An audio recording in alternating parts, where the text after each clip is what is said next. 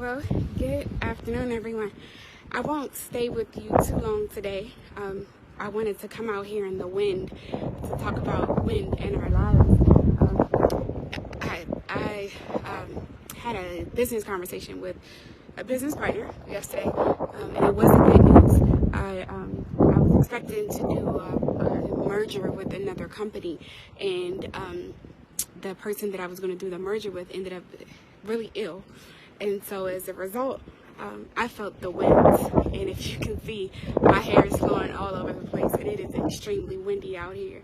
Yesterday, though, it was warm outside. In fact, my kids and I were out here playing with water guns, but today it's cold and it's windy. And so just the same, sometimes the seasons in our lives can seem like they literally shift overnight. They can look like things are so great one moment and then they shift. And sometimes when we get the winds, we're thinking that the winds are bad. So like yesterday, for example, when I had the situation occur, I thought it was really bad, and I just got still.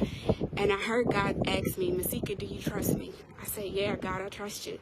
Masica, did I make some promises to you? I said, yeah, God, you did. And what he began to remind me of was that his ways are higher than my ways, and his thoughts are much higher than my thoughts. And one thing I know about what wind does, if you've ever seen a tornado, there's a thing that a tornado can do that things in the natural without the wind and the forces behind it cannot do. It can literally take a whole city and shift it into a different location. And sometimes the winds in our lives have a way of accelerating what the promises of God are in our lives. And such is the same with any crisis, any pandemic, even this corona pandemic. There's things that can happen, just like Romans 8:28 says, that all things work together for our good. And so my report today is the thing that I thought was so windy yesterday, and it was windy because it caused a major shift, actually worked out for my good. I was able not just to still do the merger, but gain a merger with another client, and then in addition to that have a higher percentage of the company remain with me, and we already have contracts knocking on our door, and that's less than 12 hours ago. This is the wind of God. This is what wind does. If you would have seen my hair a couple minutes ago, you would have saw what wind did to my hair too. This was pretty this morning, but the wind can do some things that make us feel uncomfortable. And I'll leave you with this. Jesus is sleeping in a boat, and when he's sleeping in the boat, he's resting, and the disciples get panicked because they're like, Jesus, you don't feel these winds? And he's like, I was sleeping. And if I could put it in the message version, he's probably like, I was really getting my rest on it. Y'all can't woke me up screaming and shouting. And they're like, yeah, it's windy. Now here's the wind kicking back up again. Yeah, it's windy. And what he says to the winds is, be still. But what if he didn't tell the winds to be still?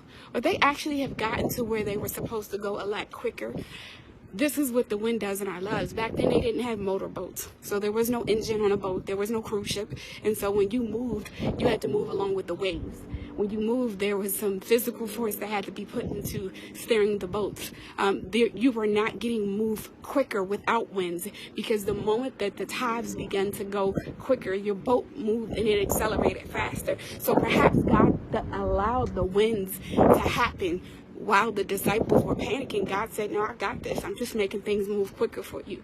And so I tell you, even in your crisis moment, sometimes God is just making things quicker for you. And that's if you fit this bill. Romans 8:28 says, all things work together for the good of those who love the Lord and who are called according to his purpose. You love him? Check that. Are you called according to his purpose? Check. Then you guess what? When the winds hit, let him move you.